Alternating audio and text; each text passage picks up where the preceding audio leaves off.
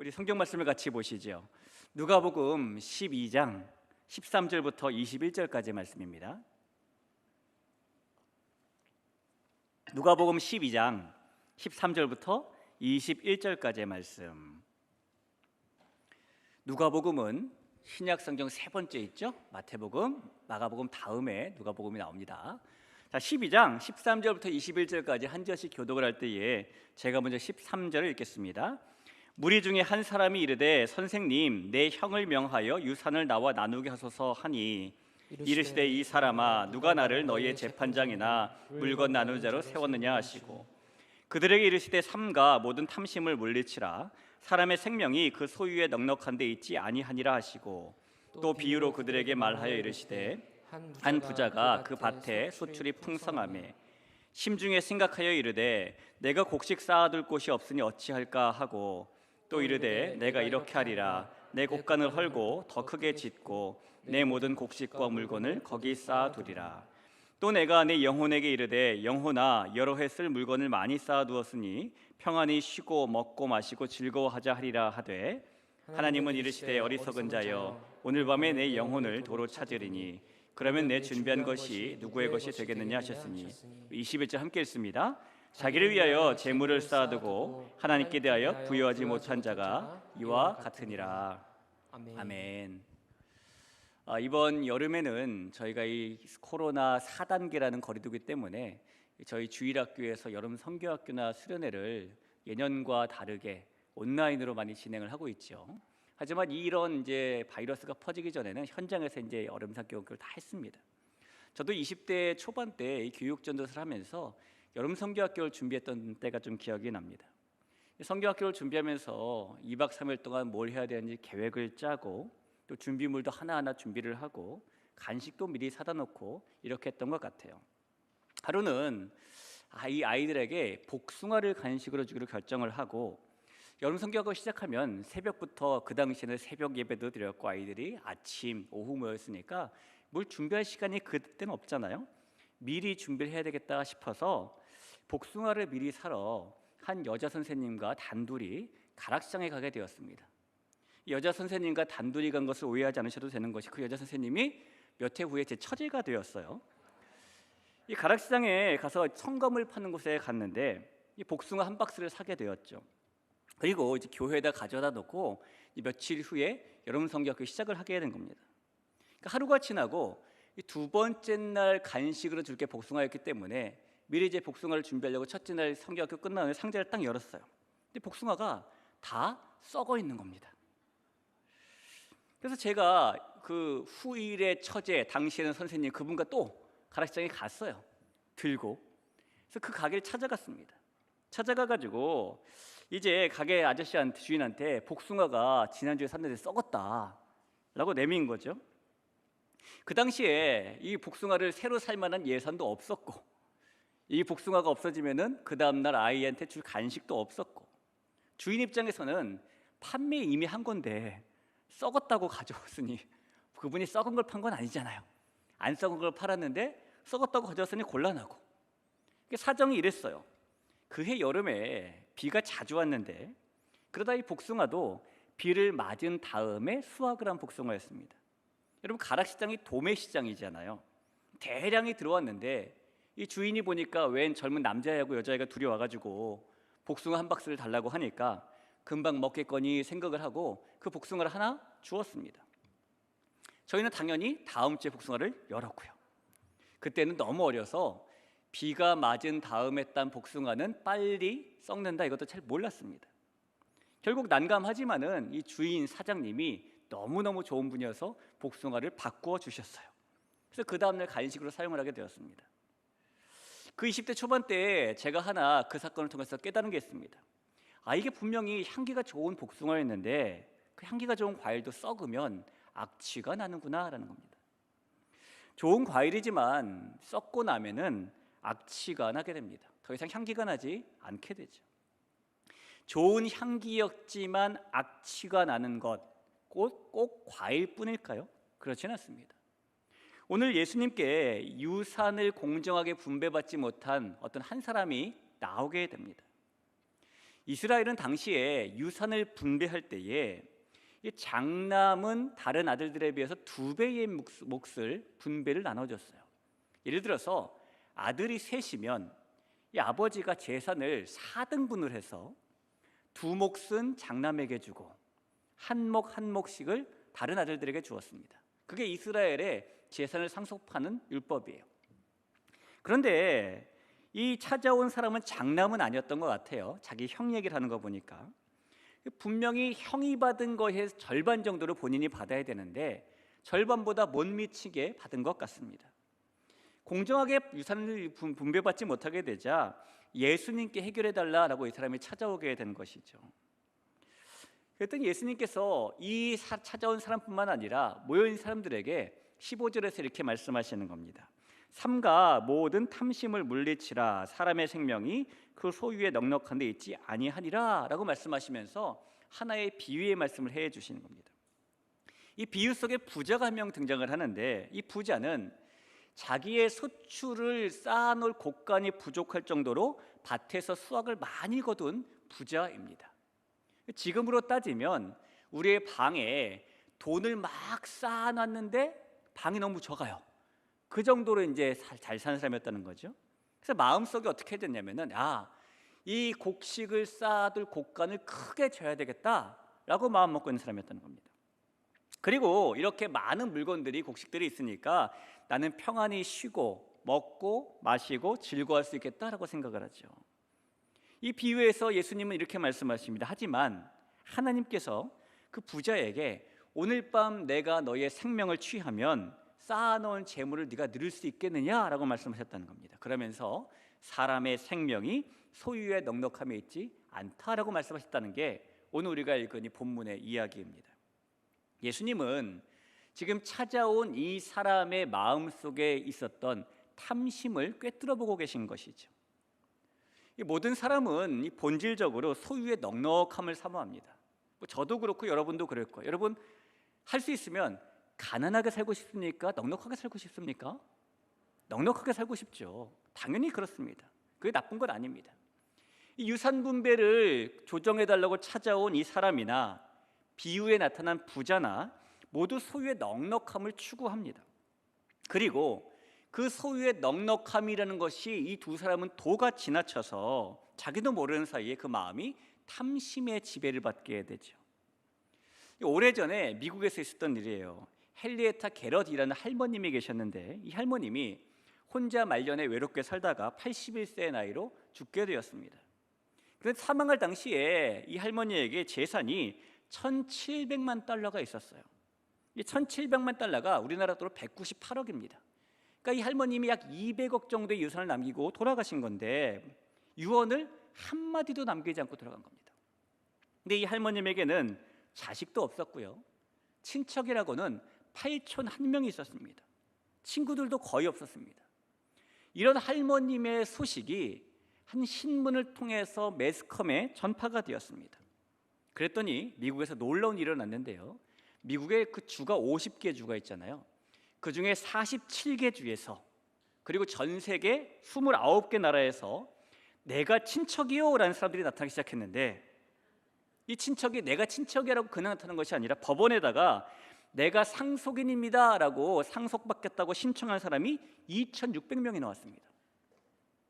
결과 이 할머니의 재산 상속 법적 문제에 무려 3,000명이 넘는 변호사들이 관계된 역사상 가장 놀라운 사례로 이것이 꼽히게 되었죠.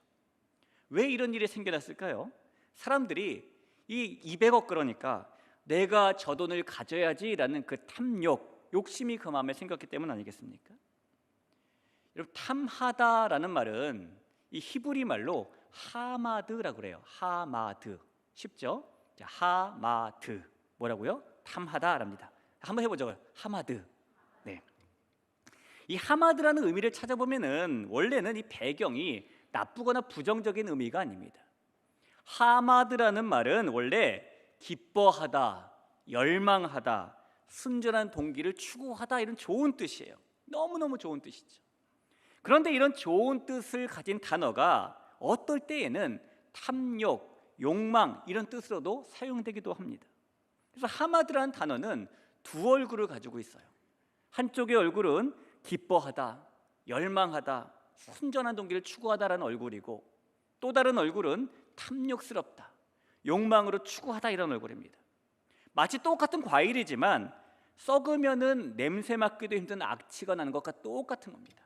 그래서 하마드가 좋은 향기가 날 때도 있고 하마드가 악취가 날 때도 있는 것이죠. 탐욕스럽다라는 말은 좋은 것이 썩었다라는 그런 뜻이죠. 그런 겁니다. 기뻐하며 순전한 동기를 가지고 처음에는 추구했는데 그것이 변질되면 탐욕이 되는 것입니다. 여러분, 누구나 다 처음에는 순전한 동기를 가지고 시작을 합니다. 기쁨으로 시작을 해요. 가끔 뉴스를 보면은 이 목회자들의 비리에 대한 문제도 사회 문제 막 나올 때가 있죠. 어떤 목회자가 돈을 횡령했네, 여자 문제가 있네, 인사권을 남용했네.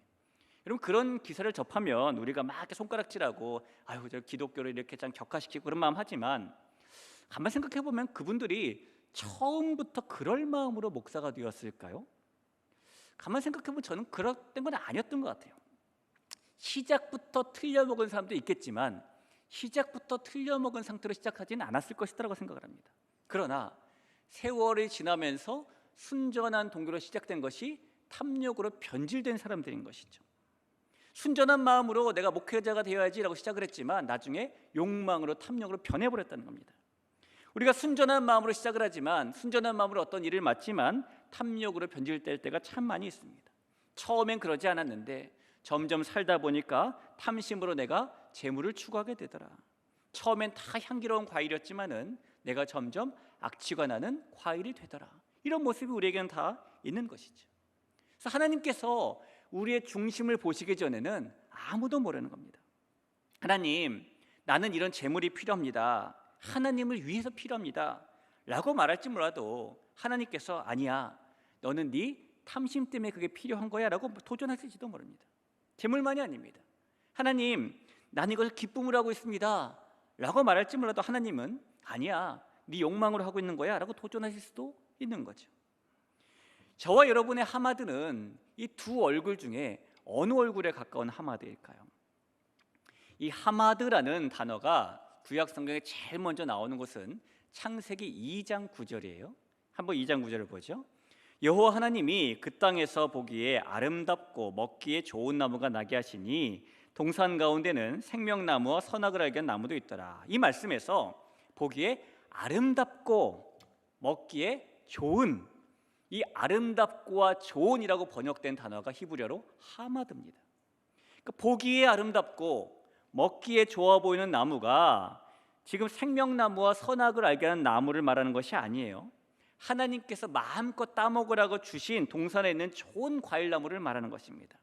하나님께서 동산에 있는 모든 나무를 주셨을 때는요, 그 하마드는 기뻐하고 좋아하고 라는 단어로 주셨다는 겁니다. 그 다음에 똑같은 하마드라는 단어가 두 번째로 나오는 구절은 창세기 3장 6절입니다. 여자가 그 나무를 본즉 먹음직도 하고 보암직도 하고 지혜롭게 할 만큼 탐스럽기도 한 나무인지라 여자가 그 열매를 따먹고 함께 있는 남편에게도 주매 그도 먹은지라. 여기서 보암직, 먹음직, 탐스럽게 바라보는 단어가 하마드라고 써 있습니다. 그러니까 모든 과실을 보고 아름답고 좋고 기뻐해도 됐지만 딱 하나는 그것을 아름답게 봐서는 안 되고 기쁨으로 봐서는 안 되는 나무가 있었죠. 그것이 선악과였습니다. 탐욕에 들어간 순간에 하나님께서 주셨던 기쁨과 열망의 하마드라는 것이 탐욕과 욕망의 하마드로 얼굴을 마치 지킬 박사와 하이드처럼 변해버리게 되는 것이죠. 우리가 기뻐해도 되는 대상을 향해서 가지는 열망은 아름다운 겁니다. 그러나 우리가 기뻐하면 안 되는 대상을 향한 열망을 가지기 시작하면 탐욕이 되는 것이죠. 예를 들어서 이 재물이라는 거 우리가 잘 관리할 때는 기쁨의 대상이 됩니다. 그러나 그것을 사랑할 때는 탐욕의 대상이 되겠죠. 내 아내, 내 남편을 향한 열망은 기쁨이 되는 것입니다. 그러나 다른 여자, 다른 남자를 향한 열망은 욕망과 탐욕이 되는 것이죠. 직분은 섬길 때에는 열망의 대상이 되는 것이지만 상석을 좋아하기 시작하면 욕망의 대상이 되는 것이죠. 다 똑같습니다. 우리가 무엇을 왜 추구하는가? 하나님은 우리의 내면을 이미 다 알고 계시다는 겁니다. 우리가 기쁨으로 즐겁게 추구하는 것인가 아니면 탐욕으로 추구하는 것인가? 내 마음이 순전한 열정을 추구하고 있는 것인가 아니면 내 안의 욕망으로 추구하고 있는 것인가? 그래서 하나님은 우리에게 이렇게 때때로 물으시는 거예요. 나를 향한 열심이냐 너 자신을 향한 열심이냐? 이렇게 우리가 물으시기도 하는 겁니다. 하나님께서는 우리에게 먹음직도 하고 보암직도 한 것을 기쁨으로 열망하도록 혐아들을 주셨어요. 그러나 사탄이라는 존재는 우리를 미혹해서 하나님같이 되고 싶다는 악한 마음으로 먹음직스럽게 보이게 만들고 그 악한 마음으로 탐스럽게 보이게도 만들고 그런 것을 추구하게 만드는 겁니다. 처음에 우리가 가지고 있던 순수한 열정을 잃어버릴 때에 탐욕이 시작이 되는 것이죠. 따라서 우리가 내가 시작은 그랬어 라고 우리의 시작이 어땠는지를 자랑할 것이 아니라 우리가 변질되지 않을 것을 늘 돌아봐야 한다는 겁니다. 내가 하나님을 위해 재물을 그렇게 썼어 라는 것을 자랑하는 것이 아니라 우리가 어떻게 하면 탐욕으로 재물을 추구하는 변질될 사람이 되지 않을 수 있을까를 고민해야 되는 것이죠. 저 같은 경우를 예를 들어 보면은 내가 어떤 마음으로 목사가 되었어, 그때 내 하나님을 향한 마음이 어땠어, 이것을 자랑하는 것이 아니라 내가 목사로 존재하면서 변질되진 않았는지, 어떻게 하면 변질되지 않을 수 있는지 이런 걸 늘 돌아봐야 되는 것이죠. 여러분들도 마찬가지입니다. 그때 내가 하나님을 향한 뜨거운 신앙을 가지고 있었다라는 것이 저와 여러분의 자랑이 되어서는 안 되는 것이고, 하나님을 향한 그때의 그 마음이 동일한지, 내 마음이 변질되지는 않았는지, 어떻게 하면 계속해서 이 순수함을 유지할 수 있는지를 고민해야 된다는 것입니다. 기쁨이라는 하마드는 향기를 내는 하마드지만 욕망이라는 하마드는 악취를 내는 하마드라는 것을 우리가 늘 잊지 말고 살아야 되는 줄로 믿습니다. 여러분, 탐심이라는 게 어떻게 시작이 될까요? 사람의 마음에 욕망, 탐심이 어떻게 시작이 되냐면 비교하는 마음 때문에 가장 먼저 시작이 됩니다. 아담과 하와도 그렇잖아요. 아까 2장 9절에 나왔던 하마드와 3장 6절에 나오는 하마드가 뭐 때문에 바뀌었습니까? 저걸 먹는 순간에 하나님처럼 될 거야 라는 비교의 마음 때문에 편질되지 않았습니까? 처음에 인간도 그렇게 하나님과 자신을 비교하면서 이 열망이 욕망으로 바뀌게 된 겁니다. 우리도 살면서 특별히 이웃과 우리를 비교할 때에 우리가 가지고 있는 기쁨과 열망이 탐심과 욕망으로 편질되기도 합니다. 이 사람에게는요 이상한 마음이 하나 있는데 그게 뭐냐면 박탈보상 심리라는 거예요.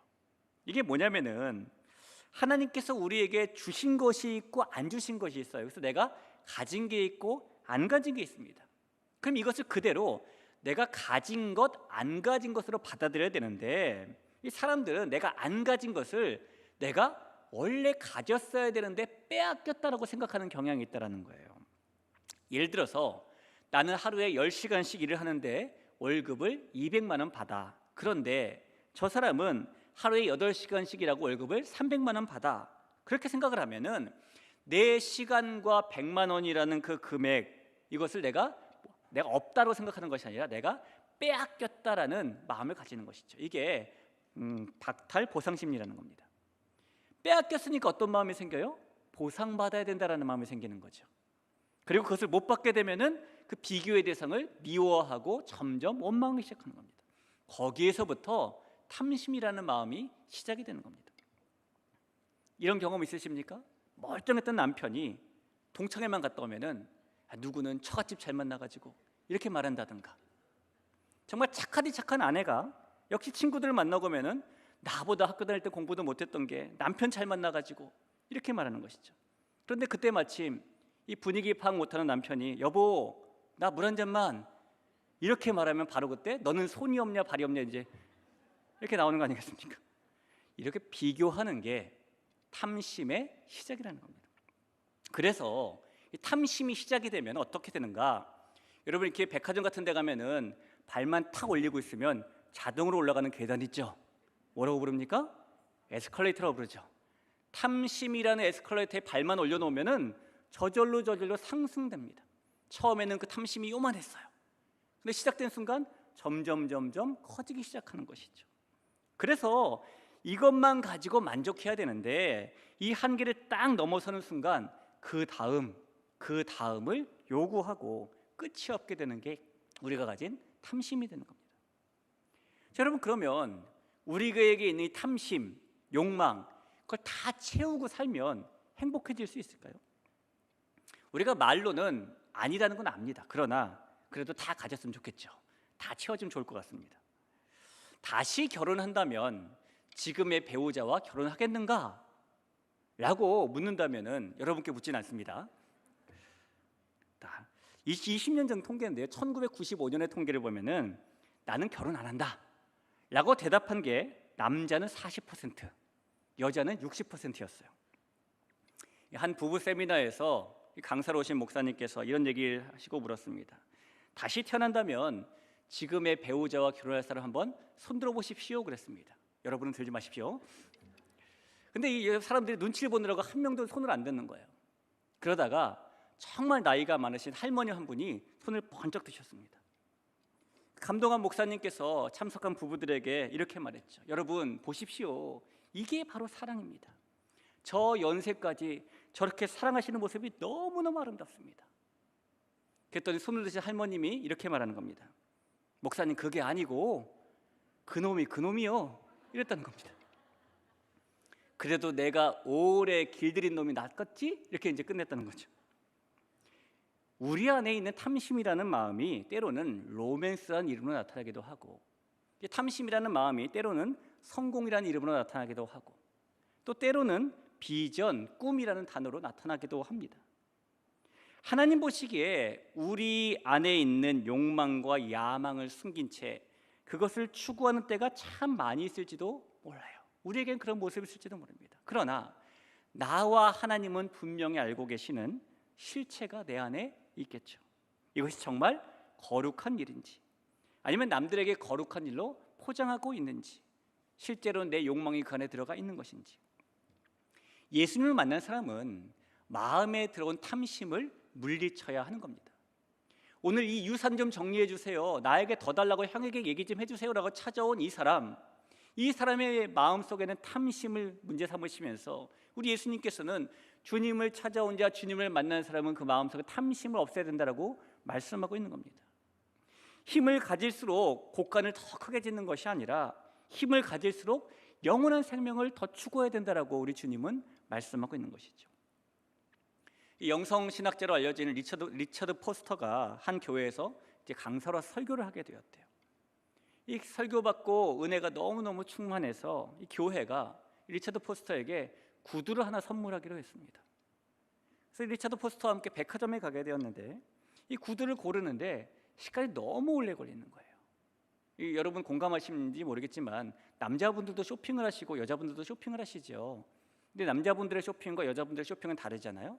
남자분들의 쇼핑은 쇼핑 이렇게 부릅니다. 여자분들의 쇼핑은 쇼핑 이렇게 부르죠.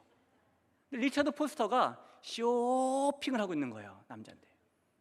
그래서 같이 간 교회 관계자가 물었습니다. 목사님, 마음에 드는 구두가 없는가요? 이렇게 물었어요. 근데 그가 대답하기를, 기독교인은 무엇인가 소유하기 이전에 하나님께서 내가 이거 소유하는 것을 기뻐하실까? 라는 질문을 꼭 해야 합니다. 나는 지금 내가 이 구두를 소유해도 되는지 하나님께 좀 묻고 있습니다 라고 대답했다는 겁니다. 자기 마음속에 구두를 바라는 마음이 탐심인지 기쁨인지 그가 지금 기도하고 있었다는 것이죠. 우리에게도 이 하마드라는 단어가 있어요. 우리에게는 하마드가 기쁨으로 갈망하는 하마드인가, 탐욕과 욕심으로 갈망하는 하마드인가, 우리의 상태가 향기 나는 과일의 상태인가, 아니면 안 좋은 냄새가 나는 과일의 상태인가. 오늘 이 찾아온 사람을 보시고 그 사람의 마음속에 있는 하마드가 무엇인지를 바로 보셨던 예수님처럼 하나님께서는 우리 마음속에 있는 하마드가 무엇인지를 분명히 알고 계십니다. 따라서 우리 마음 가운데에 혹시 향기가 아닌 악취가 나는 하마드가 있다면, 혹시 기쁨과 열망과 순전함이 아니라 욕망과 야망과 탐심이라는 그런 하마드가 있다면, 우리가 그런 모든 것 주님 앞에 내려놓고 곡간을 크게 짓는 것이 아니라 생명을 추구하며 나아가야 될 줄로 믿습니다. 그 생명을 추구하며 나아갈 때에 내 속에 있었던 탐심과 욕망도 저절로 사라지게 되는 것이고, 이 하마드가 다시 그 다른 얼굴, 기쁨과 열망과 순전함을 추구하는 하마드가 된 줄로 믿습니다. 악취나는 인생이 아니라 그래서 향기 나는 인생이 저와 여러분의 인생이 되기를 간절히 축복합니다. 우리 같이 한번 찬양하죠. 찬양할 때에 우리 마음이 상한 자를 같이 한번 고백할까요?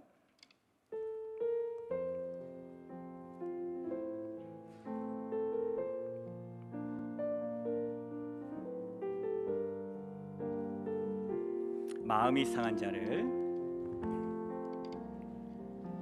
마음이 상한 자를 고치시는 주님, 하늘의 아버지 날 주관하소서. 주의 길로 인도하사 자유케 하소서. 새 일을 행하사 부흥케 하소서. 의의 주이고 목이 마르니 성령의 기름 부으소서. 의의 주이고 목이 마르니 내 잔을 채워 주소서. 마음이 상한 자를, 마음이 상한 자를 고치시는 주님, 하늘의 아버지 날 주관하소서. 주의 길로 인도하사 자유케 하소서. 새 일을 행하사 부흥케 하소서. 의의 주이고 목이 마르니 성령의 기름 부으소서. 의의 주이고 목이 마르니 내 잔을 채워주소서. 성령으로 채우사, 주보게 하소서. 주의 임재 속에 은혜 알게 하소서. 주 뜻대로 살아가리 세상 끝날까지. 나를 빚으시고 새날여 의에 주리고 의에 주리고 목이 마르니 성령의 기름 부으소서. 의의 주이고 목이 마르니 내 잔을 채워 의의 주리고 의의 주이고 목이 마르니 성령의 기름 부으소서. 의의 주이고 목이 마르니 내 잔을 한 번 더 고백합니다. 의의 주리고 목이 마르니 의의 주리고 목이 마르니 성령의 기름 부으소서. 의의 주리고 목이 마르니 내 잔을 채워 주소서. 우리 시간에 합심해서 한번 기도하겠습니다. 우리 이 시간에 말씀을 기억하면서 먼저 기도할 텐데, 하나님이 주신 하마드라는 것이 우리 안에 있습니다. 하나님 우리에게 순전함으로 기쁨으로 갈망함으로 하마드를 주셨어요. 그러나 우리의 마음속에 그것이 변질되어서 탐심과 욕망이라는 하마드로 변하기도 합니다. 우리가 다시 돌아가야 될, 우리가 가져야 될 하마드는 하나님 우리에게 원래 주셨던 기쁨과 열망과 순전함이라는 하마드인 줄로 믿습니다. 하나님, 내가 이 땅을 살아가면서 예수님을 만난 사람으로서 우리의 마음 가운데 있는 탐심을 물리치고 욕망을 물리치고 하나님이시는 마음으로만 가득할 수 있도록 도와주시옵소서. 하나님, 누구보다도 나의 중심을 하신 하나님께서 나의 이 속마음을 잘 알고 계시오니 내가 나의 욕망을 향해 살아가지 않도록 도와주옵시고 내가 내 탐심을 추구하며 살지 않도록 도와주옵시고 하나님의 꿈과 하나님의 비전을 품고 살아가는 삶이 되어서 하나님의 열망과 하나님의 기쁨과 하나님의 순전함을 가지며 살게 해달라고 우리 자신을 위해서 한번 기도하기를 소원합니다. 우리 그 마음 가지고 시간에 우리 주님의 이름 간절히 한번 찾겠습니다. 주님 찾습니다.